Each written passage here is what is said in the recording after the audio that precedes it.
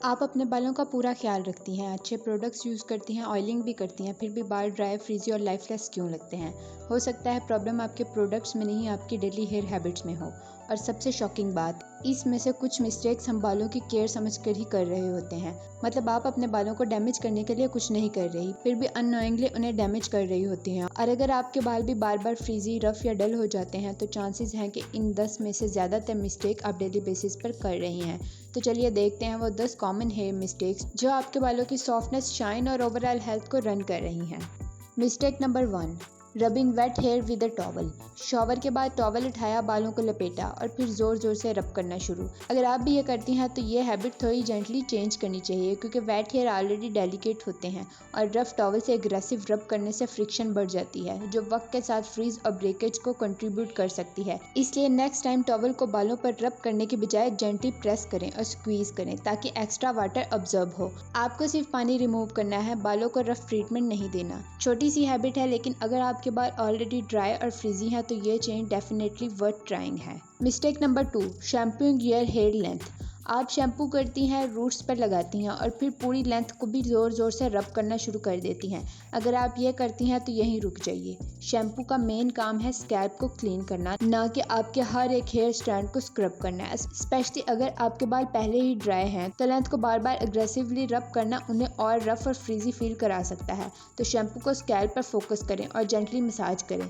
जब आप रिंस करेंगी तो शैम्पू का फोम नेचुरली लेंथ से पास हो जाएगा, उन्हें अलग से रब करने की ज़रूरत नहीं। Mistake number 3, applying conditioner on your roots. अगर आपके बाल वॉश के अगले ही दिन फ्लैट और ग्रीसी लगने लगते हैं तो हो सकता है प्रॉब्लम शैम्पू नहीं, कंडीशनर लगाने का तरीका हो।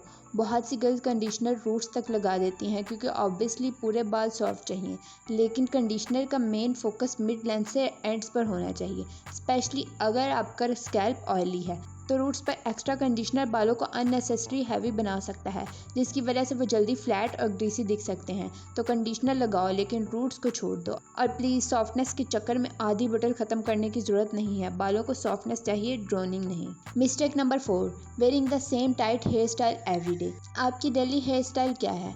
हाई पोनीटेल, टाइट बन और वही सेम हेयर टाई, वही सेम जगह। रोज़ एक ही जगह से बालों को टाइट पुल करने से उस एरिया पर बार बार टेंशन क्रिएट होती है और हेयर लाइन पर जो छोटे छोटे बाल नज़र आते हैं ना, हर बार उन्हें बेबी हेयर समझना ज़रूरी नहीं। कभी कभी वह ब्रेकेज भी हो सकते हैं। इसलिए हेयर स्टाइल को थोड़ा रोटेट करें, कभी लूज ब्रेड, कभी लो पोनी या simply open hair. Mistake number 5, brushing through knots aggressively. Hair में नॉट आया और आपने ब्रश उठाया और सीधा फुल फोर्स से नीचे खींच दिया।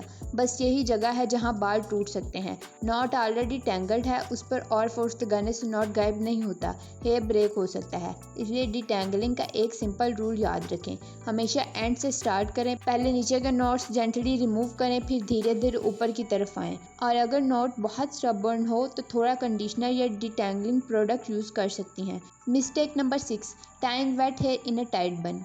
शॉवर के बाद बाल गीले हैं, बाहर जाना है और टाइम भी नहीं, तो सबसे इजी सोल्यूशन लगता है बाल बन में बांधो और बाद में ड्राई हो जाएंगे। लेकिन वेट हेयर ज़्यादा डेलिकेट होता है और जब आप उसे टाइट खींचकर बन में बांधती हैं तो बालों पर अननेसेसरीली टेंशन ऐड हो सकती है। और अगर आप ये रोज़ करती हैं तो ये हैबिट डेफिनेटली रिकंसीडर करने वाली है। जब तक बाल ड्राई ना हो जाए उन्हें जितना पॉसिबल हो लूज़ रखें, ज़रूरत हो तो लूज़ ब्रेड या लूज़ पोनी बना सकती हैं। Mistake number 7, skipping heat protectant. अगर आप स्ट्रेटनर, कर्लिंग आयरन या हॉट ब्रश यूज़ करती हैं और हीट प्रोटेक्टेंट को स्किप कर देती हैं तो ये हैबिट चेंज करने का टाइम आ गया है, क्योंकि हीट डैमेज की सबसे ट्रिकी बात यह है कि ये हर बार फ़ौरन नज़र नहीं आता। आज बाल ठीक लग रहे हैं लेकिन धीरे धीरे एंड्स रफ होने लगते हैं, फ्रिज बढ़ता है और बालों की नेचुरल शाइन कम होती जाती है।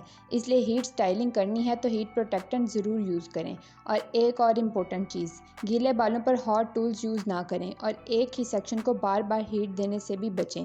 सिर्फ एक परफेक्ट स्ट्रेट सेक्शन के लिए पूरे स्ट्रैंड को ओवर हीट करना बिल्कुल वर्थ इट नहीं। Mistake number 8, trying to fix split ends with serum.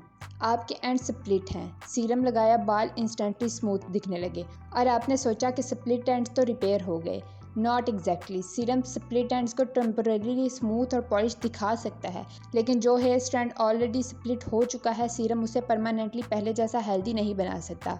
अगर एंड्स सीरियसली डैमेज हैं तो ट्रिम करना ज़्यादा सेंसिबल ऑप्शन हो सकता है, और इसके बाद फोकस करें न्यू डैमेज प्रिवेंट करने पर, क्योंकि लॉन्ग हेयर का मतलब सिर्फ बाल ग्रो करना नहीं, उस लेंथ को हेल्दी रखना भी है। Mistake number 9, buying a new product for every hair problem. कभी नोटिस किया है हेयर की हर प्रॉब्लम का सलूशन हमारे दिमाग में एक नया प्रोडक्ट होता है। Hair dry, new mask, frizz, new serum, scalp oily, new shampoo, और फिर कुछ टाइम बाद बाथरूम शेल्फ प्रोडक्ट से भर जाती है, लेकिन हेयर वही ड्राई, फ्रीजी और डिफ़िकल्ट, क्योंकि सिर्फ प्रोडक्ट्स की कमी प्रॉब्लम नहीं होती, कभी कभी प्रोडक्ट्स की एक्सेस भी प्रॉब्लम बन जाती है। बहुत सारे प्रोडक्ट्स लेयर करने से हेयर हैवी और ग्रीसी हो सकते हैं, और आपको यह समझना भी मुश्किल हो जाता है कि एक्चुअली किस प्रोडक्ट से बेनिफिट हो रहा है। इसलिए आपको हेयर केयर के लिए 10 डिफरेंट प्रोडक्ट्स की ज़रूरत नहीं। एक बेसिक रूटीन में यूजुअली 3 चीज़ें काफ़ी होती हैं: शैम्पू, कंडीशनर और हीट प्रोटेक्टेंट। बाकी प्रोडक्ट्स आपके हेयर टाइप और स्पेसिफिक नीड्स के अकॉर्डिंग होती हैं। और सबसे इम्पोर्टेंट बात, अगर आप हीट पुलिंग, फ्रिक्शन और रफ हैंडलिंग को डेली रिपीट करती रहेंगी तो कोई भी नया प्रोडक्ट डैमेज को कम्प्लीटली अनडू नहीं कर सकता। इसलिए नेक्स्ट टाइम कोई नया हेयर प्रोडक्ट लेने से पहले खुद से एक सवाल पूछें: मुझे वाकई इस प्रोडक्ट की ज़रूरत है या मुझे अपनी रूटीन चेंज करने की ज़रूरत है। Mistake number 10, never cleaning your hair brush.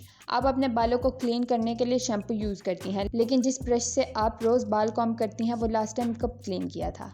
Hair brush में धीरे धीरे बाल, ऑयल, डस्ट और स्टाइलिंग प्रोडक्ट्स का बिल्डअप जमा होता रहता है, और फिर वही ब्रश दोबारा क्लीन हेयर पर यूज़ होता है। इसलिए ब्रश को भी अपनी हेयर केयर रूटीन का पार्ट समझें।